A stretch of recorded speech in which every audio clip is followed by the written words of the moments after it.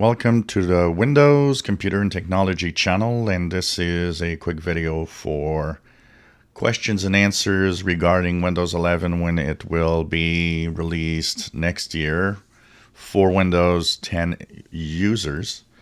Of course, Christmas is what Microsoft said, holiday season for computers that will have it pre-installed. Once again, for those that are still asking about, what about their change? Is it going to change and have 7th or 6th generation processors accepted? There won't be any definite answer to this in before the end of the year, probably when it gets close to release. Another thing also that a lot have been talking about, so of course, there is that TPM 2.0 requirement and all of that. A lot of people are showing, that way of modifying the image before install to have it go through. From what I am hearing, and that's going to have to be confirmed when it actually gets there officially, is that loophole that you guys are actually using with the insider builds will be gone when it's official, meaning the TPM 2.0 will be a requirement that is not bypassed, or there's no way to bypass it. But that is what some are saying. I don't know if it will be the case.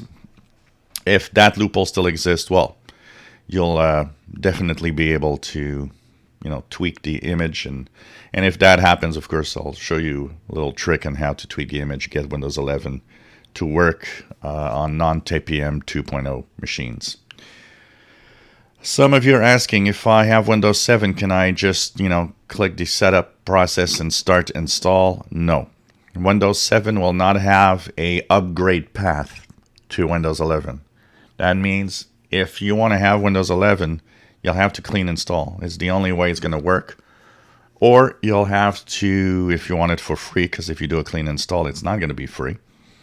If you want it for free, you'll have to go to Windows 10 first. Once Windows 10 is there and activated, then you'll be able to move on to Windows 11 if you have the minimum requirements, of course. The question about the start menu. Start menu. A lot of you are saying, well, that start menu in the middle of the screen, I'm not sure that's a good thing. I'm not sure this is, I like it, and I want to have it back in the left side of the screen, and that is customizable. So within Windows, when you go to the taskbar and you look at the different options, especially the start menu, what you will have is the capability of having that menu, that start menu on the left side of your screen if you want. So you'll be able to just, say, I want to have this on the left side of my screen, and the start menu is going to be there. It will, at this point, resemble quite a lot what Windows 10, especially if you just do with all the apps. This is what it's going to look like. So you'll have, a list of apps, and you'll have a look that resembles a lot more Windows 10 than Windows 11. For those that are asking about, is there going to be a switch and can I go to just a Windows 10 look and that's it? No, you will not have that possibility, because first few builds had a registry tweak that you could go, and in the registry you would tell it, just go back to Windows 10, and it would work, and you would go back to Windows 10 even though it was Windows 11. That has been removed in this new build. That means they're not going to let you go to a Windows 10 style like before. And as we go by, I'm not surprised, because there's going to be a lot of changes that will make it probably kind of impossible to do this.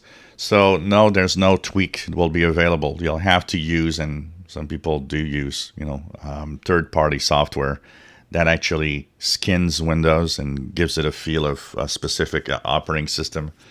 Yes, there will probably be Windows 10 style, that you can add over and change the feel and look of Windows. But in Windows itself, it won't be possible to go to a Windows 10 style anymore.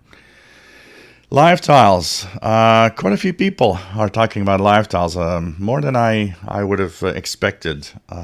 People saying, well, live tiles, no live tiles in Windows 11. No live tiles, and I suspect that one of the reasons behind it is maybe because they're going to have this new, of course, way of getting widgets. So in some cases, live tiles were